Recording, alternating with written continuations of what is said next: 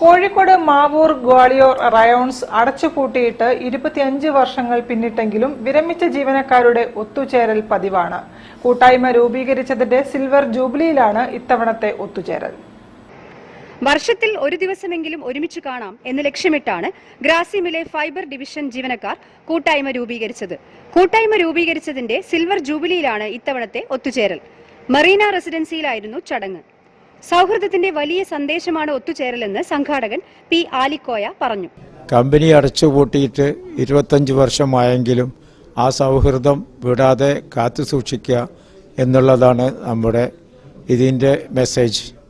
അങ്ങനെ കേരളത്തിൻ്റെ പല ഭാഗങ്ങളിൽ നിന്നിട്ട് വളരെയധികം പ്രയാസം സഹിച്ച് ഇവിടെ വന്ന് നമ്മളുടെ ഈ ഗെറ്റ് ടുഗദർ വളരെയധികം ഭംഗിയാക്കി തരുവാനും വേണ്ടി പല ആളുകളും നമ്മളോട് സഹകരിച്ചിട്ടുണ്ട്.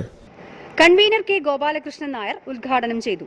ചിലർ വാർദ്ധക്യത്തിന്റെ അവശതകൾ പ്രകടമാക്കിയെങ്കിലും മറ്റു ചിലർ മനസ്സ് ഇപ്പോഴും ചെറുപ്പമാണെന്ന് ഓർമ്മപ്പെടുത്തി. കൂട്ടുകാരെ കാണാൻ മക്കളുടെ അനുവാദത്തെ മറികടന്നു വന്നവരും പേരമക്കളോടൊപ്പം എത്തിയവരും ഇക്കൂട്ടത്തിലുണ്ടായിരുന്നു. ഗ്രാസിമിലെ ജോലി നഷ്ടപ്പെട്ട് വിദേശത്ത് തൊഴിൽ ചെയ്ത് ഇപ്പോൾ വിശ്രമിക്കുന്നവരും കമ്പനികളിൽ കൺസൾട്ടന്റായി ജോലി ചെയ്യുന്നവരും കൂട്ടായ്മയിലുണ്ട്. 1979 ജോലി ലഭിച്ച ചെറുപ്പ ദേവകി അമ്മയാണ് ഏറ്റവും മുതിർന്ന വനിതാ അംഗം. ഗ്രാസിമിൽ നിന്നും തൊഴിൽ നഷ്ടപ്പെട്ടെങ്കിലും തുടർ പഠനത്തിലൂടെ സർക്കാർ ഉന്നത ജോലി നേടിയവരും ഇക്കൂട്ടത്തിലുണ്ടായിരുന്നു.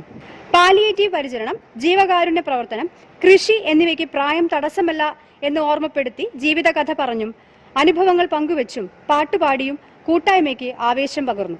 മുൻ ഇലക്ട്രിക്കൽ വിഭാഗം chief K Radhakrishnan, E Balakrishnan Nair, P Alikoya തുടങ്ങിയവർ സന്നിഹിതരായിരുന്നു. 85 അംഗങ്ങൾ കൂട്ടായ്മയിൽ പങ്കെടുത്തു. News bureau, Kozhikode. കൂടുതൽ വാർത്തകൾ കാണാം ഇടവേളയ്ക്കു ശേഷം.